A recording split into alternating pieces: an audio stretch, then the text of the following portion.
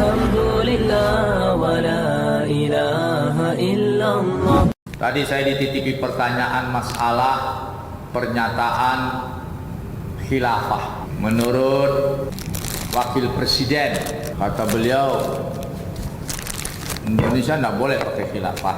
Sebenarnya yang kita minta sebagai ulama, dia kewajiban sebagai ulama dulu, sebagai seorang pakar agama, kewajiban Pak Kiai ini menjelaskan posisi khilafah dalam ajaran Islam. Setelah posisi khilafah dijelaskan dalam ajaran Islam bahwa khilafah itu lanjutan produk kenabian Nabi Muhammad SAW, yaitu setelah hijrah Nabi mendirikan sebuah pemerintahan, lanjutan pemerintahan Nabi itulah kekhilafahan. Makanya Abu Bakar As-Siddiq itu disebut dengan khalifah.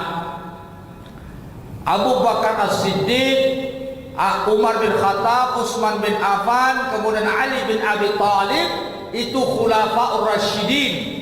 Kalau dianggap khilafah tidak benar, maka berarti apa yang dilakukan Nabi dengan khulafaur rasyidin berarti tidak benar. Paham?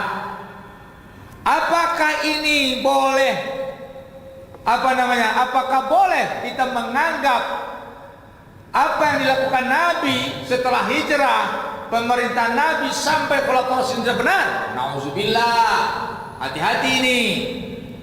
Ini bisa merambah perkara iman ini. Jadi sedang jemaah dirahmati Allah, dudukan dulu persoalan khilafah secara syariat, secara agama.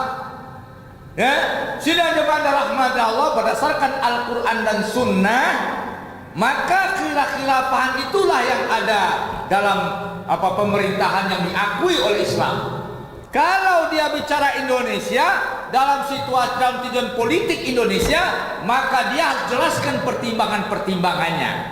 Pertama, harusnya tadi khilafah didudukan dalam tujuan syariat, bahwa khilafah itu produk Nabi SAW, kemudian produk para khulafaur rasyidin. Nah, setelah itu sidang jemaah, kalau dibawa kepada konteks kita, maka tinjauannya, apakah kita tidak memakai khilafah karena pertimbangan-pertimbangan belum adanya kemungkinan, masih sulit masyakah, atau kita meninggalkan khilafah itu karena anti khilafah. Kalau meninggalkan khilafah karena anti khilafah, menganggap khilafah itu musuh negara demokrasi Pancasila, maka orang Islam yang berpaham seperti itu, dia telah telah anti kepada sunnah Rasulullah SAW dan sunnah khulafaur rasyidin, dan ini berupa kebohongan dan ini berupa kekufuran. Maka dudukkan dulu kekhilafahan dalam syariat, baru nanti dalam konteks keindonesiaan. Nah, kalau konteks keindonesiaan, mungkin pertimbangan-pertimbangannya itu terserah. Ya, berikanlah pertimbangan-pertimbangan. Kenapa belum mungkin segala macam? Silakan, seorang wakil presiden sangat paham itu. Jelaskanlah pertimbangan-pertimbangannya. Tapi kalau seandainya dikatakan khilafah tidak mungkin, tidak boleh, ini masalah ini. Ya, bisa paham antum? Kalau paham tidak paham, boleh paham. Kadzibatun, bohong, khati'ah, bersalah. Ingat, ubun-ubun nanti diseret. Enak. Yang sekarang ini berbohong terhadap kebenaran Islam, berdiplomasi, membungkus-bungkus kebenaran, ingat, ubun-ubun Anda diseret. Bicara bohong tentang Islam, diseret ubun Anda. Siapapun Anda, bicara bohong tentang Islam, Allah katakan akan kami seret ubun-ubunnya. Ubun-ubun siapa? Nasiatun kadzibah khati'ah. Akan kami seret ubun-ubun pendusta-pendusta itu. Ini akidah. Akidah. Jangan main-main. Kita ngajarin akidah ini bukan karena hobi, salah antum tuh. Enak. Kurang sudah banyak berang kawak dia makan bahasa akidah. Sidang jemaah rahmat Allah, Falyad'u nadiyah.